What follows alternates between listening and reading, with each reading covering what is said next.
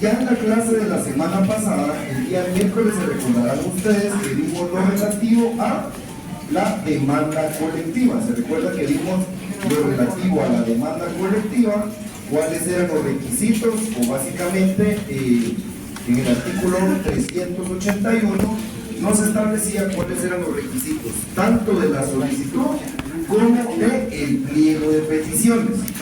Vimos también en el artículo 378, segundo párrafo, que ahí nos establece que cuando es un sindicato el que está realizando la negociación, a la solicitud, es decir, a la demanda colectiva, se le debe adjuntar una copia del proyecto del pacto colectivo de condiciones de trabajo. Nosotros que analizamos todo el tema de la solicitud, vimos incluso que la ley establece que si lleva algunos errores o le faltan algunos requisitos, el juzgado establece ahí de oficio, incluso va a inventar la solicitud, cosa que les decía que en la práctica tampoco es así, porque el juzgado no puede inventarse datos que no consiguen, pero se le da trámite al conflicto únicamente solicitando que se complementen o se agreguen los datos que no se hubieran aplicado. Bueno, vimos esto, creo que lo que ya nos dio tiempo de ver, o nos quedamos a medias, fue el tema del fuero de atracción, ¿sí? Se recuerdan ustedes que hablamos cuando vimos el tema de los principios, ¿sí? Analizamos dos principios. El de bilateralidad no individualizada era el principio que nos colocaba en cuanto a que vamos al proceso, pero como no pueden ser todas las personas parte del proceso, las iban a representar quienes estuvieran legitimados o representados. Hablamos de la legitimación, que era un grupo coaligado a través de su comité ad hoc, o un sindicato a través de 3 o la totalidad de sus integrantes del comité ejecutivo. Hablamos ahí también de la representación, porque podía darse el caso de que fueran varios sindicatos dentro de una misma institución, y analizamos que cuando es ese escenario debe negociarse con el sindicato que aglutina el mayor número de afiliados. Bueno, hablamos también de la representación indeterminada, y ahí lo que analizamos es que una vez que ya los representantes se han constituido y han acreditado su personería, todas las notificaciones y diligencias que se realicen con los representantes de los trabajadores surten efecto para todos los trabajadores. Es decir, si se le notifica al comité ad hoc o se le notifica al comité ejecutivo del sindicato, se entiende que realmente está notificando a la totalidad de los trabajadores. Y hablamos porque entonces aparece el famoso fuero de atracción, ¿sí? El fuero de atracción, les mencionaba yo, es aquella figura legal por medio del cual, cuando se plantea el conflicto, a través de los diferentes representantes, sea el comité ad hoc si es un grupo coaligado o el comité ejecutivo si es un sindicato, absolutamente todos son traídos al proceso. Cuando se plantea un conflicto, todos son atraídos hacia el proceso en ese momento. Recuérdense, vámonos a nuestro artículo 379. Entonces dice acá: desde el momento en que se entregue el pliego de peticiones al juez respectivo, se entenderá planteado el conflicto para el solo efecto que patrones y trabajadores no puedan tomar la menor represalia uno contra el otro, ni impedirse el ejercicio de sus derechos. Acá, repito, se materializa esta figura jurídica que se llama fuero de atracción. No importa si yo no soy parte de la coalición, no importa si un trabajador no es parte del sindicato, a partir del momento en que se presenta la solicitud, es decir, la demanda colectiva, absolutamente todos los trabajadores son traídos al proceso, porque desde ese momento hay un apercibimiento para que ni patrono ni trabajadores puedan tomar represalias el uno contra el otro. Leamos ahora el artículo 380, primer párrafo.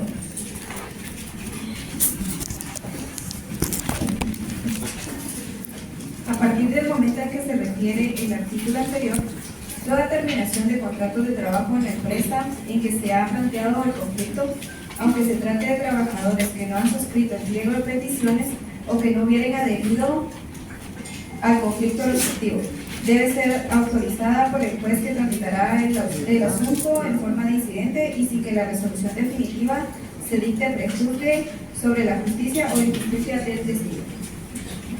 Gracias. Bueno, entonces vemos que a partir, dice, del momento que habla el artículo anterior, es decir, desde la presentación de la demanda colectiva, establece toda terminación de contrato debe ser autorizada por el juez. ¿Sí? No importa, repito, si es alguien que no es del sindicato, del grupo coaligado, que no está de acuerdo con el conflicto. A partir de ese momento, si el patrono, aún con causa justa, quiere despedir a un trabajador, tiene que solicitarle permiso al juez. ¿Y cuál es la manera en que va a realizar esa solicitud de permiso? Establece ahí, subrayen ahí, en forma incidental. En forma de incidente. Entonces ahí ya nos vamos a nuestra ley del organismo judicial, ¿sí? Y nos regimos por el plazo por el procedimiento que establece la ley del organismo judicial en cuanto a una cuestión de hecho. Aquí le estamos probando o queremos probar hechos. Bueno, entonces si yo, el patrón, no quiero despedir a un trabajador, ya sé que entonces voy a presentar mi memorial de incidente, que se va a denominar solicitud de autorización de despido. ¿Sí? Solicitud de autorización de despido, y en ese memorial el patrono va a tener que hacer constar, ¿sí?, los hechos por los cuales está despidiendo al trabajador y demostrarle al juez que no es por una represalia porque se ha planteado un conflicto, sino que realmente hay una razón de fondo y de peso. Claro, ojo que ahí establece, dice que la resolución definitiva prejuzgue sobre la justicia o la injusticia del despido. Aquí el juez no entra a valorar la causa del despido, ¿sí? Simplemente va a analizar si efectivamente el despido no es por una represalia por el conflicto planteado. Si el juez autoriza, ¿sí?, el despido, esto no le quita el derecho al trabajador para plantear su juicio ordinario laboral de despido injustificado. ¿Sí? El trabajador va a poder plantear su juicio ordinario laboral, repito, porque esa resolución no prejuzga sobre el fondo del asunto. Es simplemente el juez se va a dar una idea si ha sido una represalia por el conflicto o tiene otros motivos. Sigamos con la lectura. Establece aquí, si se produce terminación de contratos de trabajo sin haber seguido previamente el procedimiento incidental establecido en este artículo, el juez aplicará las sanciones a que se refiere el artículo anterior y ordenará que inmediatamente sea reinstalado él o los trabajadores despedidos. Entonces, recuérdense que lo vimos la vez anterior. Vámonos al segundo párrafo del artículo 379. Establece aquí: si el patrono infringe esta disposición, será sancionado con multa igual al equivalente de 10 a 50 salarios mínimos mensuales vigentes para las actividades no agrícolas. Además, deberá reparar inmediatamente el daño causado por los trabajadores y hacer efectivo el pago de los salarios y demás prestaciones dejadas de percibir durante el despido, sin que esto lo exonere de la responsabilidad penal en que haya podido incurrir. Entonces, tenemos que tener la claridad. Se recuerdan ustedes que hay un principio en Derecho Procesal del Trabajo, que es el principio de reparación, ¿sí? Y nos habla de la reparación integral, que es regresar al trabajador, si el patrono incumple con este apercibimiento, ¿sí?, regresar al trabajador a su mismo lugar de trabajo en iguales o mejores condiciones. Y la reparación pecuniaria, que establece que se le deben pagar al trabajador todas las prestaciones y salarios que se le hayan dejado de cancelar mientras estuvo en esa situación de despido, ¿sí? Entonces, esa sí es una garantía bien importante que se da a partir del planteamiento del conflicto colectivo de carácter económico-social, ¿sí? Bueno, y finalmente algo que ya habíamos visto también en la unidad pasada, veamos el penúltimo párrafo, el tercer párrafo del artículo 380, en donde establece: el juez actuará inmediatamente por constarle de oficio o por denuncia la omisión del indicado procedimiento. En este último caso, su resolución de instalación debe dictarla dentro de 24 horas siguientes de haber ingresado la denuncia al tribunal, y en la misma resolución designará a uno de los empleados del tribunal para que, en calidad de ejecutor del mismo, haga efectiva su reinstalación.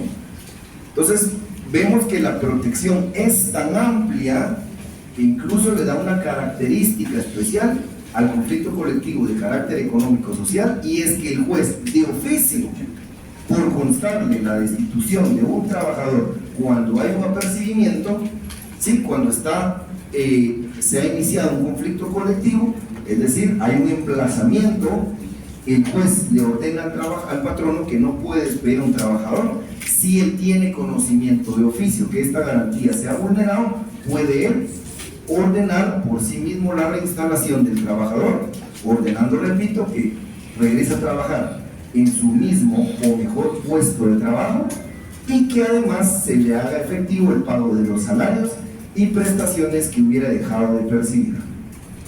¿Dudas o consultas hasta dónde vamos? ¿Todo bien? Bueno, entonces ahora lo que tenemos que saber es que el acto siguiente dentro del conflicto, se recuerdan que yo les mencioné en su oportunidad que el conflicto colectivo de carácter económico-social tiene dos fases procesales, ¿sí? El conflicto colectivo de carácter económico-social tiene dos fases procesales, que son la conciliación y la huelga. La conciliación y la huelga. Bueno, entonces vamos a ver que hay una primera etapa en la que se intenta, ¿sí?, por parte del juzgado, que las partes lleguen a un acuerdo. Aquí es donde ya entra el famoso tribunal de conciliación. Ahora, aquí quiero comentarles algo. Recuérdense que podría el que está planteando el conflicto no estar legitimado. A ver, si ustedes ven, en el Estado básicamente todas las instituciones del Estado viven emplazadas. Prácticamente todas las entidades del Estado están emplazadas, y por eso es que año con año el Estado paga muchísimos millones de quetzales en conceptos de reinstalaciones, ¿sí? Pero realmente muchos de esos emplazamientos han sido planteados, repito, sin que exista una legitimidad de que los plantea o exista un causal válido. Por ejemplo, si un sindicato que solo tiene 22 trabajadores, por ejemplo, no podría plantear el conflicto si dentro de la institución existe un sindicato que tenga 200 personas. Otro ejemplo, recuérdense que mientras un pacto colectivo esté vigente, no se puede plantear la negociación de otro pacto. Recuérdense que la ley establece que se puede plantear la denuncia del pacto un mes antes de su vencimiento.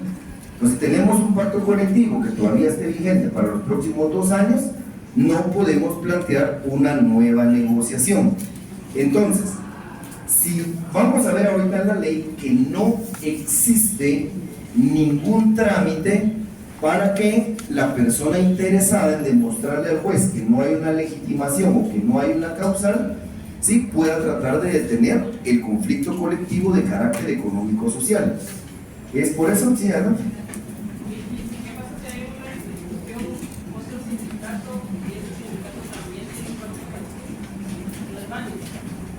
O sea, si hay un pacto colectivo vigente en una institución, nadie más puede plantear otra negociación. Se debe respetar el plazo por el que está vigente ese pacto colectivo.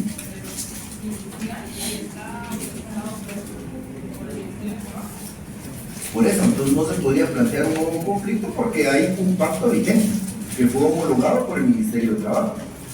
Entonces, esa es una de las causales que yo les mencionaba. Puede ser que alguien no esté legitimado o no se cumpla con el plazo. Entonces, vean, vamos a ver a continuación que se presenta la demanda y el tribunal manda, o el juez manda a constituir el tribunal de conciliación. Entonces, jóvenes, en la práctica, si por ejemplo un sindicato o el patrono se da cuenta que el que está planteando la negociación no es el sindicato mayoritario, ¿sí?, tiene que plantearle al juez que no es el sindicato legitimado. O repito, si por el contrario de repente se firmó un pacto colectivo hace 6 meses, vigencia de 3 años, y alguien está demandando una nueva negociación, lo que se hace en la práctica es que se plantea un incidente.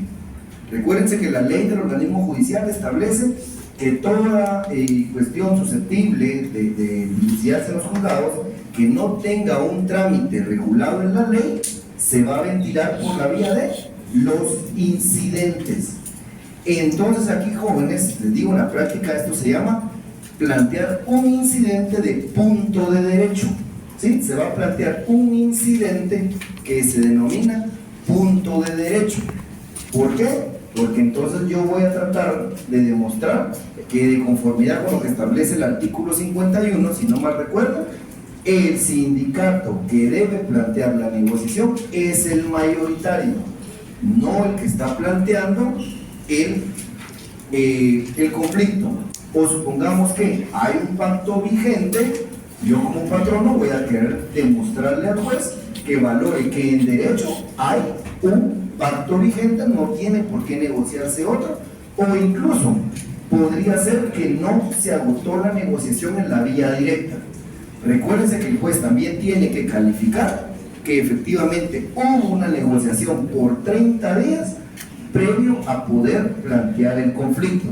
Pues pudiera ser que esos 30 días nunca se vencieron y el patrono se da cuenta que lo están emplazando cuando ni siquiera hicieron la petición y la negociación extrajudicial. Entonces, repito, para estos casos, cuando no se ha cumplido, no está legitimado quien negocia o hay una condición que no se ha incumplido, entonces se plantea un incidente que se denomina punto de derecho, donde le decimos al juez: señor juez, disculpe, pero no hay las condiciones para negociar un nuevo pacto porque hay uno vigente, porque no es el sindicato legitimado o porque no agotaron la negociación extrajudicial en la vía directa. Adelante. Ahí en donde yo estoy en el Ministerio, hay 2 sindicatos que son el llamado sindicatos mayoritarios, uno que es del panel que es para todos los trabajadores, el sindicato nacional de trabajadores que es los rojos, se podría decir, y los dos también hacen de estudiantes por eso,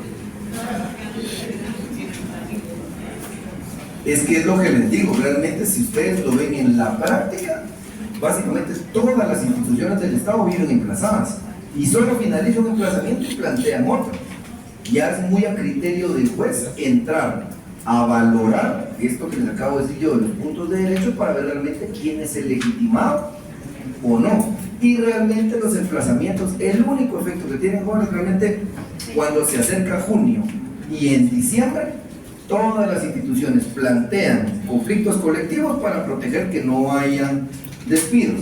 Como las autoridades son de paso, sí, de todas maneras hay un montón de despidos cada junio y cada diciembre, y por eso que vemos las instituciones del Estado infladas en personal, y lo que les digo, miles de millones al año en pago de reinstalaciones. Entonces se suele dar en la práctica, por eso es que recientemente, porque esto no hace mucho, bueno, tal vez unos 10 años, que se plantean estos famosos puntos de derecho en donde el patrono trata de hacerle ver al juez, repito, o que ya hay un pacto, o que no es el sindicato legitimado, o simple y sencillamente muchas veces ni siquiera se agotó la vía directa, se plantea con la única finalidad de que no se puedan despedir trabajadores en fechas claves, repito, como junio o diciembre.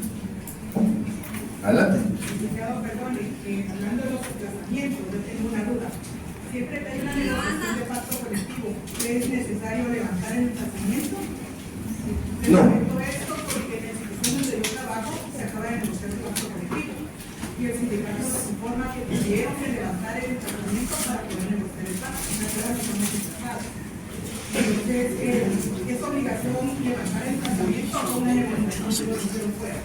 No, seguramente es una negociación por fuera, porque si usted se da cuenta en los artículos que acabamos de leer, el emplazamiento es precisamente para proteger la negociación, que el trabajador no esté en una situación de desventaja. Evidentemente, si ya en la fase de conciliación en el juzgado se logra un pacto colectivo de condiciones de trabajo, da por terminado el conflicto y se levanta el emplazamiento, pero el emplazamiento es una garantía, ¿sí?, para que exista una negociación objetiva mientras dura el conflicto. ¿Sí?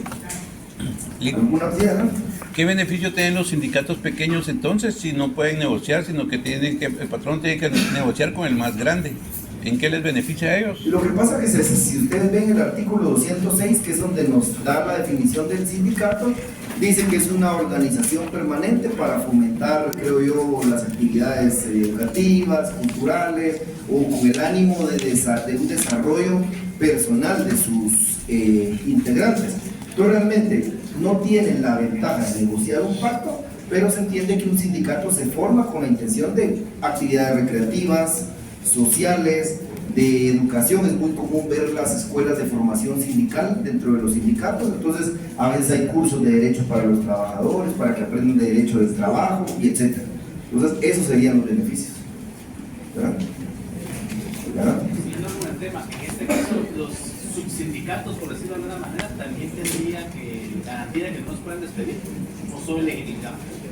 No, por eso les digo, cuando se plantea un conflicto, todos los trabajadores gozan del emplazamiento, todos, otros sindicatos y hasta los no sindicalizados, el que ni se enteró que hay un conflicto está protegido por esa garantía, exacto. Y obviamente los demás sindicatos lo que sí van a gozar sus integrantes del comité ejecutivo es la inamovilidad mientras duren en el cargo, y acuérdense que esta se extiende hasta 12 meses después, ¿sí? ¿Alguna otra duda o consulta? Vamos bien hasta ahí. Captaron el tema de los puntos de derecho que les digo, no está en la ley, sino que única y exclusivamente es una herramienta que tiene como base la ley del organismo judicial, donde establece que cuando no hay un trámite regulado en la ley, se puede aplicar el trámite de los incidentes, y ese trámite nos va a servir para, repito, demostrarle al juez que un sindicato o quien está planteando un conflicto no tiene legitimidad o no agotó las vías correspondientes, que era, por ejemplo, esperar a que pierda la vigencia un pacto, o si no negociaron en la vía directa. ¿Sí? Y en este caso, si el patrón no plantea la falta de legitimación y se hace un pacto colectivo de condiciones de trabajo, ¿es nulo o si se...? No porque lo estaría consiguiendo el propio patrón. Él está dando su consentimiento al acudir a la conciliación y no hacer valer el derecho que le asiste. Él, al dar su consentimiento, tiene plena validez el pacto que se tiene. ¿Sí? Bueno, entonces vean, acto seguido, cuando ya se ha planteado el conflicto colectivo de carácter económico-social, empieza la primera etapa procesal del conflicto, que es la conciliación. ¿Y qué es la conciliación? La conciliación es básicamente una etapa procesal, la primera dentro del conflicto colectivo de carácter económico-social, en donde un tribunal de conciliación, que ¿cómo se conforma ese tribunal? Un juez de derecho, que es el que lo preside, sí, es su presidente, que es el titular del juzgado, y dos jueces lego, sí, que son nombrados un representante del patrono y un representante del sector de los trabajadores. Bueno, entonces este tribunal se conforma, y el objetivo de esta fase de conciliación es que este tribunal de conciliación le proponga a las partes fórmulas ecuánimes y les haga recomendaciones, buscando que las partes lleguen a un feliz acuerdo y termine el conflicto. Básicamente esto es lo que regula la etapa de conciliación. Recordemos, sí, que el tribunal de conciliación, como lo vamos a ver más adelante, no tiene la potestad por sí misma de ponerle fin al conflicto. Ellos no pueden emitir una resolución si no es con acuerdo de las partes. Si fracasa la conciliación, los trabajadores van a poder acudir a la segunda fase, que es la huelga, o pueden las partes renunciar al conflicto colectivo de carácter económico-social y decidir someter el conflicto al arbitraje, ¿sí? Entonces veamos, vámonos a nuestro artículo 382.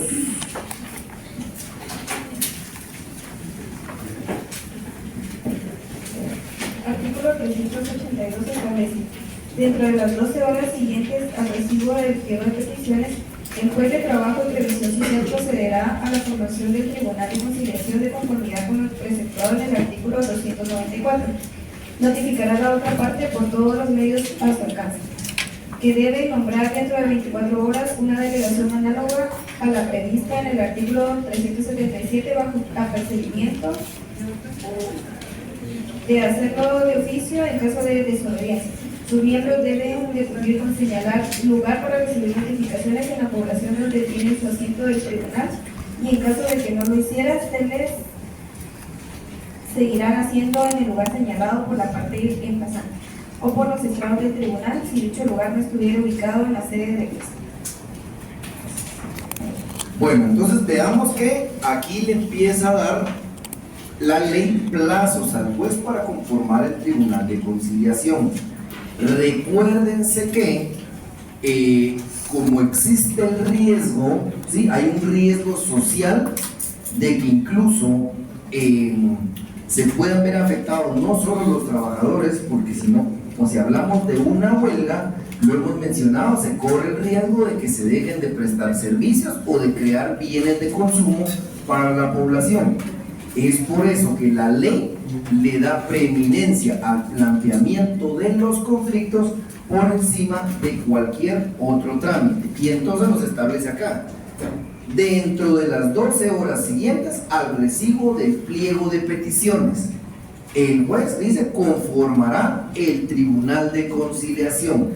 Veamos que incluso le da plazo en horas, es decir, si el conflicto colectivo de carácter económico-social llega hoy a las 10 de la mañana, el juez tiene como máximo hasta las 10 de la noche para conformar el Tribunal de Conciliación, ¿sí? Tiene que conformar el Tribunal de Conciliación. Les debo decir que honestamente en la práctica sí se les da prioridad a los conflictos colectivos de carácter económico-social, pero tampoco crean que estos plazos se respetan al 100%. No obstante, es lo que está en la ley y es lo que tenemos que aprender y manejar. Entonces, ya sabemos que una vez planteada la demanda colectiva, el juez tiene la obligación de en las 12 horas siguientes conformar el Tribunal de Conciliación. Recuérdense que los tribunales de conciliación y los tribunales de arbitraje son nombrados para un periodo de un año contado de enero a diciembre de cada año. Es decir, cuando se plantea un conflicto, ya el Tribunal de Trabajo, es decir, el juez de primera instancia de Trabajo y Previsión Social, sabe quiénes son sus vocales, titular y 3 suplentes del lado de los trabajadores, y el titular con 3 suplentes del lado de el patrón. Ya tiene el tribunal listo únicamente para convocarlo y llamarlo. Bueno, aquí entra otro tema importantísimo en donde dice: notificará a la otra parte por todos los medios a su alcance que deben nombrar dentro de 24 horas una delegación análoga a la prevista en el artículo 77 bajo apercibimiento de hacerlo de oficio en caso de desobediencia. Entonces, se recuerdan que el grupo de trabajadores nombró una comisión que lo represente. Si es un grupo coaligado, es un comité ad hoc, y si es el sindicato, van a ser 3 o la totalidad de los integrantes del comité ejecutivo. Pues ese número es el que va a marcar cuántos representantes debe nombrar el patrón. Es decir, si hay 3 representantes de los trabajadores, porque es un comité ad hoc, el patrono va a nombrar a 3 delegados que lo representen en la negociación. Si son los 9 integrantes de un comité ejecutivo, entonces el patrono debe nombrar a 9 representantes, ¿sí?, que vayan a ejercer la negociación en representación de su nombre. Veamos que el código le da tanta relevancia al conflicto colectivo de carácter económico-social que le consigna al patrón un plazo de 24 horas para que nombre su comisión análoga. Es decir, si lo notifica hoy a las 10 de la mañana, el patrón va a tener hasta mañana a las 9:59 para manifestarle al juzgado quienes lo van a representar en la negociación colectiva. Y ojo, que dice ahí, establece la ley, bajo apercibimiento de hacerlo el propio juez en caso de desobediencia. Entonces la ley le da una herramienta al juez para evitar que el patrono se haga loco nombrando su delegación análoga y que por ende el proceso o el conflicto se pueda atrasar.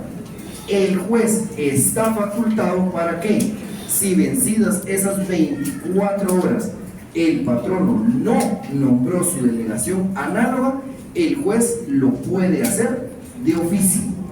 ¿Sí? Podría el juez decir en una resolución, en virtud de haberse cumplido las 24 horas sin que el patrono haya dado cumplimiento a nombrar a su delegación análoga, por esta resolución yo designo al gerente jurídico, al jefe del departamento de recursos humanos y al jefe del departamento de contabilidad, para que sean ellos los que representen al patrono o a la institución. Entonces el juez, repito, puede hacerlo incluso de oficio si el patrono no cumple con este plazo de 24 horas para nombrar su delegación análoga. Repito, vemos que la ley sí está enfocada en que se le debe dar una prioridad a la sustanciación del conflicto colectivo de carácter económico-social. Bueno, sigamos con la lectura. Veamos ahora el artículo. Veamos el artículo 383. Recuérdense ustedes que esto lo vimos en la primera unidad. Si en el momento en que va a constituirse el Tribunal de Conciliación, alguno o algunos de sus miembros tuviera algún impedimento legal o causa de excusa, lo manifestará inmediatamente, a efecto de que se llame al sustituto. Si el impedimento o excusa lo manifestaren posteriormente, se les impondrá la medida disciplinaria que prevé el artículo 297. Entonces, cuando se llama a integrar el Tribunal de Conciliación, si alguno de los integrantes de este Tribunal de Conciliación tiene una causa de excusa o un impedimento, por ejemplo, un impedimento podría ser que sea un trabajador de la institución a la que se está demandando. Ahí va a haber un conflicto de intereses porque él es parte y juez de un proceso. No podría integrar, o supongamos que está padeciendo algún quebranto de salud, que está hospitalizado, qué sé yo, debe hacérselo saber al juez, ¿sí? Para que entonces llame a un suplente a integrar su espacio. De igual manera, recordemos que por el derecho de audiencia y de defensa, cualquiera de las partes, ¿sí? En la práctica se da que cualquiera de las partes, si evidencia que alguno del Tribunal de Conciliación tiene una causal de impedimento o excusa, puede solicitarle al juez, ¿sí? Que la persona con el impedimento no integre dicho tribunal, y evidentemente pues tendrá la otra parte que pronunciarse al respecto. Y algo que vimos en la unidad pasada también, recuérdense que una vez conformado el Tribunal de Conciliación, ya no se admite la interposición de recurso alguno. Veamos el segundo párrafo que establece: fuera de lo establecido en el párrafo anterior, durante el periodo de conciliación no habrá recurso alguno contra las resoluciones del tribunal, ni se admitirán recusaciones, excepciones dilatorias o incidentes de ninguna clase. Entonces, vemos acá que el código sí continúa privilegiando proteger esta fase de conciliación. Una vez instaurado ya el Tribunal de Conciliación, sin que nadie haya planteado una causal de excusa o de impedimento, una vez conformado el Tribunal de Conciliación, cualquier incidente, cualquier excepción dilatoria, cualquier memorial que intente, ¿sí?, paralizar esta fase de conciliación, el juez la va a rechazar in limine, porque la ley establece que ya no se permite el planteamiento de recurso alguno. Vamos directamente a la fase de conciliación. ¿Vamos bien hasta ahí? ¿Verdad? Se podría interponer un amparo. ¿Perdón? Un amparo no se podría interponer ahí. De poder se puede interponer, pero va a depender si la causal lo amerita para que otorgue un provisional o no, pero eso ya es justicia constitucional, ya no es un recurso ordinario, sino que ya lo conocen, si es contra un juez de primera instancia, Corte de Constitucionalidad, ¿verdad? ¿Estamos ahí? Bueno, entonces veamos ahora el artículo. Sí, adelante.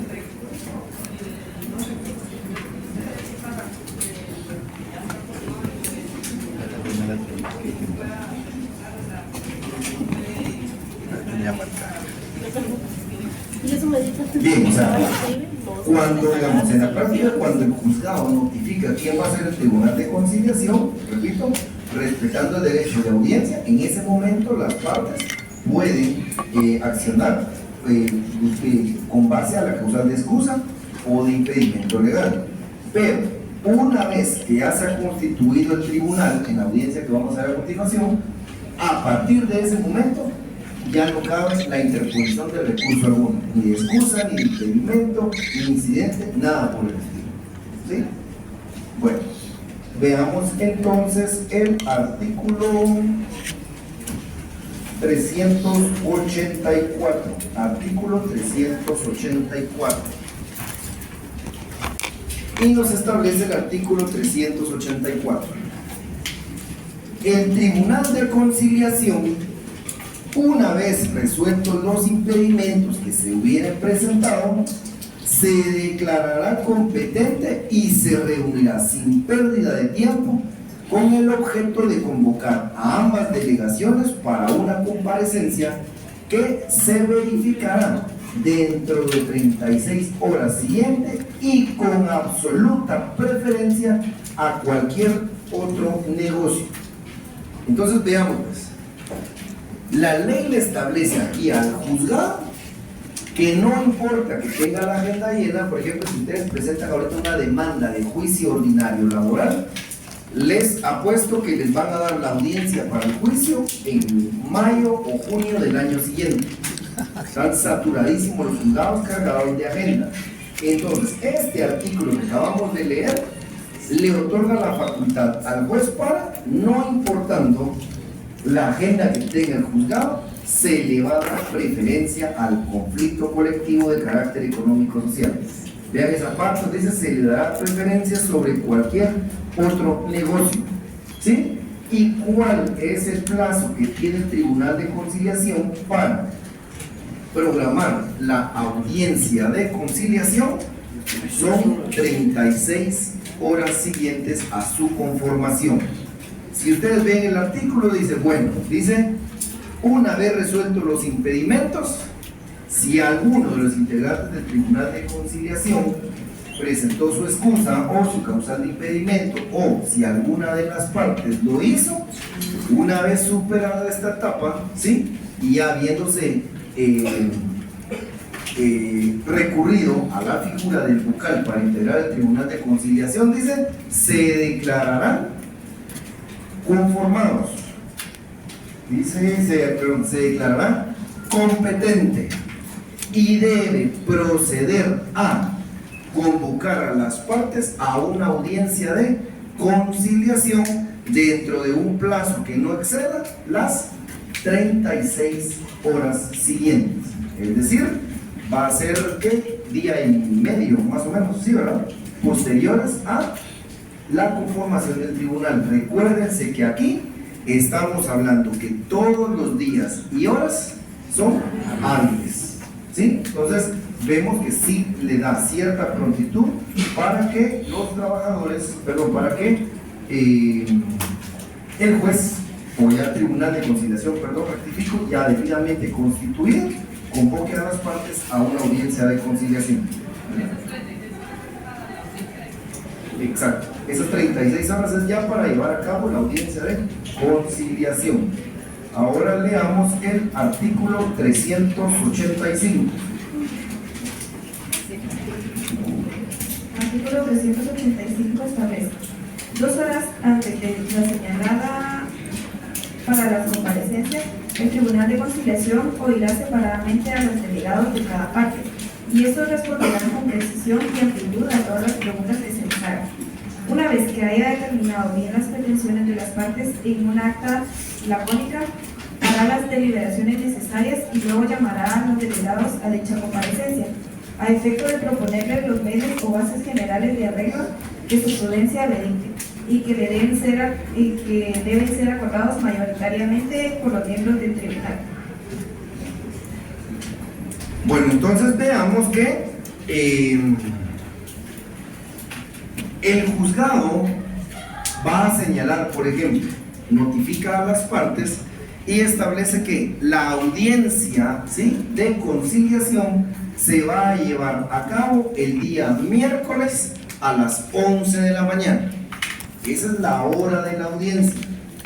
Y establece este artículo 385 que 2 horas antes, señalado para la comparecencia, el tribunal oirá separadamente a los delegados de cada parte y dice, responderán, y estos responderán con precisión y amplitud a todas las preguntas que se les hagan.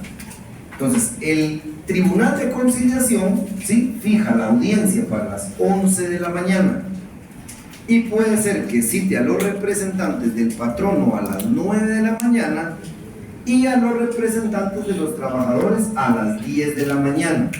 Va a escucharlos por separado a cada delegación.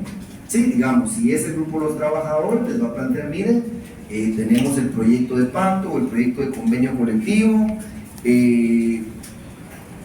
ratifican ustedes sus peticiones, podrían ustedes eventualmente renunciar a algunas pretensiones, si es que quieren renunciar a algunas pretensiones, estas cuáles podrían ser, o qué peticiones son innegociables, etcétera. Va a establecer una charla con los delegados de los trabajadores con la finalidad de tener plena seguridad de que realmente lo que están pidiendo, que es innegociable o que se puede negociar o a qué pueden renunciar los trabajadores. Ahora, acto seguido va a hablar con los delegados del patrono y entonces le va a establecer ahí la misma dinámica. Miren, tenemos el proyecto de pacto o el proyecto de convenio y necesitamos saber qué puntos son los que ustedes como patrono, ¿sí?, pueden ceder o qué puntos definitivamente son no negociables y cuál es la base. Por ejemplo, que un grupo de trabajadores esté pidiendo un 20% de salario, obviamente el patrono puede demostrar que eso va a crear, si es una empresa privada, puede poner en riesgo la empresa, o si es el Estado, ir con todos sus documentos, el presupuesto, partidas presupuestarias y demostrar o ir solventando que no tiene la capacidad para poder ceder a lo que el trabajador está pidiendo. Y finalmente dice en el segundo párrafo, el 385, dice, una vez que haya determinado bien las pretensiones de las partes en un acta lacónica, hará las deliberaciones necesarias y luego llamará a los delegados a dicha comparecencia a efecto de proponerles los medios o bases generales de arreglo que su prudencia le dicte y que deben ser acordados mayoritariamente por los miembros del tribunal. Entonces, después de que ya escuchó separadamente a las partes, el tribunal va a emitir su pliego de recomendaciones, ¿sí?, su pliego de recomendaciones. En la práctica, no obstante, ha escuchado a los delegados, intenta realmente cumplir con su función de avenimiento. Llegada la hora, día y hora señalado para la audiencia de conciliación, entran los representantes de los trabajadores y los representantes del patrono. Y entonces ya el Tribunal de Conciliación procede a hacer del conocimiento de ambas delegaciones sus deliberaciones y sus recomendaciones. Puede ser, miren, en cuanto a el primer punto, que es un aumento de 10% del salario, nosotros consideramos que, si bien es cierto que hay que mejorarse las condiciones de los trabajadores, también pudimos evidenciar que las finanzas de la institución no rinden para dar un aumento de esa naturaleza y efectivamente va a ser un problema financiero. Pero estábamos viendo que de repente pudiera ser un 3 o 4%. Esa es nuestra recomendación. No sé qué opinan ustedes. Y ahí obviamente pueden tener intervención nuevamente los representantes de los trabajadores y los representantes del patrono, porque están conciliando. ¿Se recuerda cuando hablamos de un conflicto? Hay una controversia en la que cada quien pretende hacer valer su voluntad o su requerimiento frente convencimiento a la otra parte. Pero en esta parte del conflicto, esta fase de conciliación, es, repito, para llamarlos a que se llegue a un consenso. Entonces, finalmente, eso es lo que emite el Tribunal de Conciliación, un pliego de recomendaciones. Ellos aquí no tienen la potestad de ponerle fin a la controversia, salvo que exista un acuerdo entre las partes y se firme un pacto colectivo de condiciones de trabajo o un convenio colectivo de condiciones de trabajo, y con eso se da por finalizada la controversia. Ahora, si las partes no llegan a un acuerdo, ¿sí?, definitivamente el conflicto continúa y pueden acudir a la huelga o pueden optar por ir al arbitraje. Vamos a ver que existe todavía una segunda audiencia que pueden intentar el Tribunal de Conciliación. Esa es una potestad que ellos tienen de hacer una segunda audiencia o no, pero como es una potestad seguramente lo van a hacer si ven que las partes están cerca de llegar a un acuerdo. Pero por la hora nos vamos a quedar hasta ahí, y solo no sé si hay alguna duda o consulta de lo que vimos el día de hoy. ¿Estamos bien? Bueno, entonces miramos el día ¿Es viernes. el acta lacónica qué es? Es un escrito que hace el Tribunal de Conciliación en donde llega a constancia cuáles son sus recomendaciones. Por ejemplo, el aumento del 10% recomendamos solo dar un 5%. Aumento del más 10 de vacaciones recomendamos solo dar un 5%. Mónica, yo quería eso, ¿no? Dejar una constancia.